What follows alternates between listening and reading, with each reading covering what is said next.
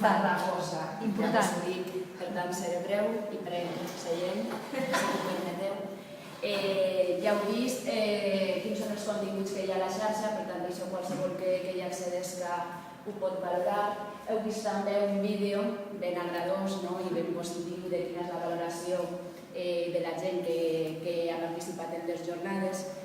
Però també volíem, i sobretot amb vistes a vindre ací a parlar-vos-en, volíem saber què pensen els membres de la xarxa i quin profit tenen. Per tant, vam pensar que una manera adient i pot ser bona, si ho creiem ara, és que fer un qüestionari, fer-los una sèrie de preguntes a tots els membres. Per tant, vam crear un qüestionari que sé que haureu vist en diverses ocasions ocupant mitjançant una caixa de text gran part de la interfàs de la xarxa NIC. Un qüestionari ben senzill, com dic, perquè valorarem l'experiència. Conté 17 preguntes, va estar enviat a tots els membres de la xarxa, que com ja havia dit al principi són 356, i ha estat contestat exactament per 56 membres, o sigui, només per un 15%, i ara us comentarem una mica quin és el resultat. No per comentar-lo, sinó per lligar això amb els objectius de l'inici i, sobretot, per lligar això amb els objectius o vies de treball que els administradors o diguem-ne el nucli de la xarxa o de la gent que hi està més engrescada, que la participa més, té previst com a vies de millora. Per tant, perdoneu-me, allò més destacable, intentaré passar el més ràpid possible i només anar a allò que realment és important o paga la pena de comentar. Allò més cridaner és que la viralització, la difusió, continua sent de boca a orella. Malgrat els perfils a Twitter, malgrat els perfils a Facebook, els enviaments de correu electrònic als instituts, alguna aparició a premsa, a les jornades, allò que funciona, allò que dona a conèixer la xarxa és el boca a orella. D'altra banda, com m'estic manejant dos equips, estic una mica atabalada, disculpeu-me, i de seguida em concentre. El boca a orella i les pràctiques de comunicació. Molta gent ha parlat a un altre de l'existència de la xarxa i del que hi pot trobar, però només la meitat de les persones enquestades han convidat algú altre des de dins de la xarxa. Per què? Perquè no hi han pensat, simplement. Vull dir, perquè no tenim assumit aquest costum. El segon bloc del qüestionari se centrava en qüestions com l'interès inicial que vas sentir per la xarxa, allò que et va cridar l'atenció o per què t'hi vas apuntar, i l'interès després de formar-ne part. Inicialment, hi van parelles el fet de veure la xarxa com un punt de trobada amb altres docents, és a dir, un 80% l'ha percebut d'aquesta manera, i les possibilitats d'aprendre sobre noves tecnologies. Un 79% de les persones enquestades esperaven aprendre, formar-se, mentre que la qüestió de consultar activitats o de que fos una plataforma adequada per mostrar el teu propi treball o mostrar-te tu com a docent tenien uns percentatges més baixos, com podeu veure així. Ara bé, què és el que més m'interessa ara de la xarxa? Una vegada ja hem vist l'experiència, després de viure-la, després de viure la xarxa, la distribució percentual és diferent i per tant trobem que és molt reveladora. Baixen, encara que no d'una manera abrupta, els índexs de l'interès de la xarxa com a espai on trobar altres professionals. Baixa fins a un 73% i per aprendre fins a un 66%. De manera que ens sembla obvi que allò que realment ens serveix i l'avaluació que en fem és que algunes de les expectatives inicials, com ara la formació i el debat vinculades a objectius fundacionals, no han estat satisfetes en tots els casos o només en una part. I en canvi la xarxa sí que és percebuda per la gent que en forma part des de l'experiència com un contenidor que mostra una sèrie d'activitats vàries i com un espai de promoció de la pròpia tasca educativa.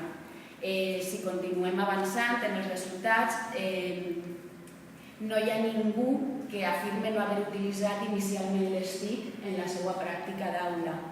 I a partir d'ací el que ja trobem és un 29% que les usava, bàsicament d'àudio i vídeo, les usava, com dic, mínimament, un 73% que feia servir blogs, wikis i altres aplicacions de manera puntual, el 43%, i d'una manera habitual, el 30%. El 4% restant afirma haver bandejat per complet el llibre de text i emprar materials propis creats amb l'ajuda de les TIC. Després d'un temps, és a dir, actualment, allò més utilitzat, tenim així com una mena de rànquing, són els cercadors i repositoris de recursos... Perdoneu que no vos estic mostrant. Heus-lo així. Allò més utilitzat són els cercadors i repositoris d'Altri.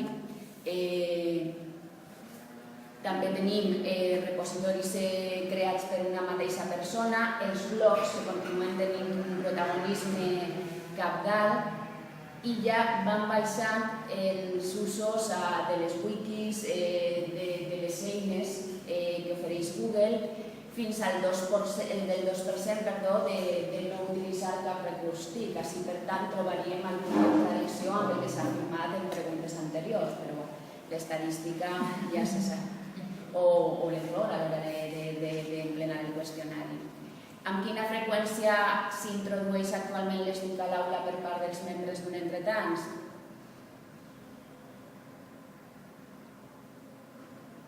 Doncs de manera habitual són introduïdes com a complement virtual o presencial en un 50% i de manera puntual només en un 32%. Quant al protagonisme d'un entretants, és a dir, nosaltres volíem saber si un entretants havia tingut alguna cosa a veure en tots aquests processos. Així també som conscients de la cortesia amb què molts dels nostres enquestats hauran contestat, però malgrat això, en l'increment de l'ús de les TIC al llarg del temps que han romanès a la xarxa és reconegut per un 60% de les persones que hi han participat. Només no, sincerament, no un 36%, per tant també és una qüestió que nosaltres tenim en compte. Una altra cosa que també ens interessava molt a l'hora de fer l'avaluació per tal de millorar és què hi troben a faltar en la xarxa o si hi troben alguna cosa sobrera. També molt cortesament ens van dir que no, que tot ja s'anava bé, que està molt bé tot el que hi ha, que tot és necessari, que cada un troba allò que busca o si no ho buscava i li sembla interessant. Però sí que hi ha hagut coses ben interessants que hom troba a faltar. Vos en diré, o vosaltres mateixa podreu observar-les.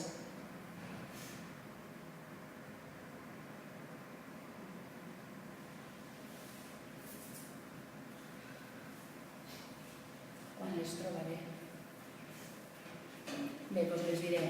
Creació no està en el resum, és cert, perquè havien de ser introduïdes pels usuaris. Creació de grups de treball, allò que comentàvem prèviament, és a dir, voler dinamitzar els grups de treball.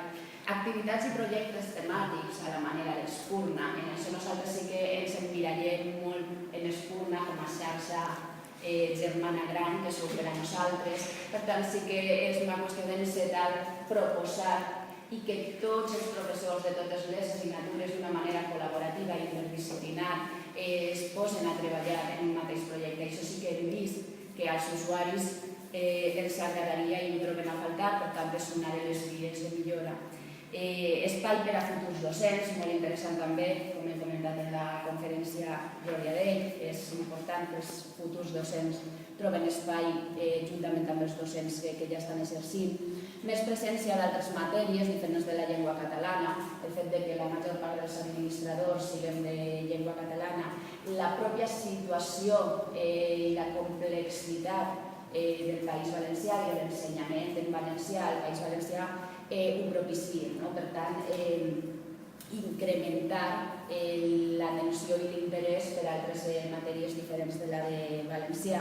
Més debat, això és una cosa que ha estat molt demanada, audiovisuals en català occidental, també és molt simptomàtic, recursos per a infantil, allò que comentàvem, moltes vegades trobem que és una xarxa molt orientada a la secundària, per tant, obrir el ventall. Hi havia qui demanava una secció exclusiva per al País Valencià, també és simptomàtic, si més no del que podem trobar a la xarxa.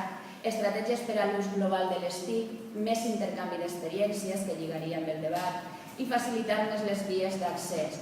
Ens van cridar l'atenció un parell de comentaris que deien que les xarxes amplifiquen, però que no sabia l'usuari que escrivia això si realment generaven alguna cosa que no existira prèviament. I materials, i també és molt simptomàtic i significatiu, hi havia qui demanava materials per a mitjans més habituals, com ara les fotocòpies, els llibres, etc. Per tant, estem encantats haver fet aquesta avaluació perquè això ens permet ara centrar-nos en nous objectius de millora. Aquests objectius és la dinamització dels grups actuals de treball i la creació de nous grups, la proposta d'activitats i projectes interdisciplinars i col·laboratius, com deia, que siguin compartits per la major part possible de membres, la possibilitat d'atendre les demandes de les diferents etapes educatives i, com sempre, i encara més, fomentar la reflexió, el debat i l'actitud reivindicativa davant dels nous reptes del sistema educatiu valencià, que en són molts. Ja acabem